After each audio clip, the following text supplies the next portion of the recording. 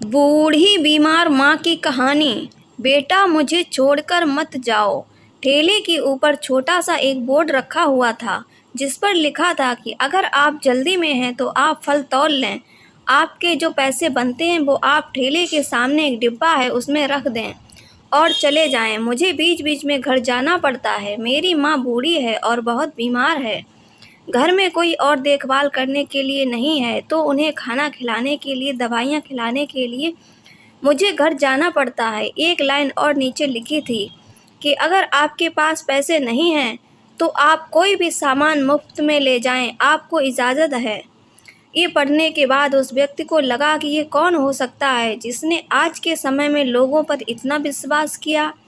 मैंने फिर से आसपास देखा मगर कोई नहीं था। उस व्यक्ति ने प्राइस लिस्ट में सब सामान का रेट देखा और सब्जियां लेकर पैसे उस डिब्बे में रख दिए। उसने देखा कि वहाँ पर पहले से कुछ पैसे भी रखे हुए हैं।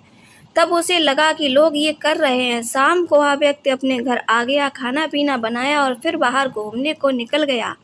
गलती से वो ठेले वाला उस व्यक्ति को दिख गया। वह ठेले को धक्के लगाते हुए ले जा रहा था। फटे पुराने कपड़े थे। उस व्यक्ति ने उसे आवाज़ दिया तो ठेले वाले ने बोला कि माफ़ कीजिए, फल ख़त्म हो गए। तो उस व्यक्ति ने कहा कि मैंने फल तो ले लिए और पैसे भी रख दिए थे, आपसे कुछ बात करना चाहता हूँ। वो दोनों एक ढाबे पे गए। चाय पीते पीते कुछ बातें होने लगीं। उस व्यक्ति ने उस ठेले वाले से उसका नाम पूछा, फिर उस बोर्ड पर लिखे संदेश के बारे में पूछा कि आप ऐसे ठेले को छोड़ के चले जाते हो, आपको डर नहीं लगता कि आपका सामान चोरी हो जाएगा। तो ठेले वाले ने अपनी कहानी सुनाई। बाबूजी, मेरी माँ पिछले 2-3 साल से बहुत बीमार रहती है। मेरी कोई भी संतान नहीं है। मेरी पत्नी मर चुकी है तो इस दुनिया में बस मैं हूँ और मेरी माँ है। मैंने एक दिन अपनी माँ से पैर दबाते हुए कहा कि माँ, आप बार बार मुझे कहती हैं कि घर में रहा कर, तू चला जाता है तो मेरा जी घबराता है, मन नहीं लगता। लेकिन आप समझो, मेरे पास पैसे नहीं हैं। अगर मैं घर में रहूँगा तो पैसे कौन कमाएगा? आपकी देखभाल कैसे होगी? मेरी माँ ऊपर वाले पर बहुत यकीन रखती है। उन्हें ऊपर वाले पर बहुत भरोसा है। उन्होंने ऊपर वाले को याद करके बोला कि बेटा एक काम कर, तू ठेले को मंडी में छोड़ के आ जाया कर और उस पर एक बोर्ड लगा दे और उस पर अपनी सारी कहानी लिख दे। और तू देख, शाम में जब तू ठेला लाने के लिए जाएगा तो तेरा 1 रुपया इधर उधर नहीं होगा। मैंने अपनी माँ को बोला कि क्या बेकार की सी बात कर रही हो, आप सोच भी रही हो कि आप क्या बोल रही हो? आज के समय में ऐसा माहौल है और इतने चोर हैं, ऐसे में कौन मेरी बात पर यकीन करेगा? और जिस ठेले पर ठेले वाला नहीं होगा वहाँ से फल कौन खरीदेगा? तो मेरी माँ ने कहा कि फालतू की बात मत कर, ऊपर वाले को याद कर, हमारी किस्मत में जितना होगा वो हमें ज़रूर मिलेगा।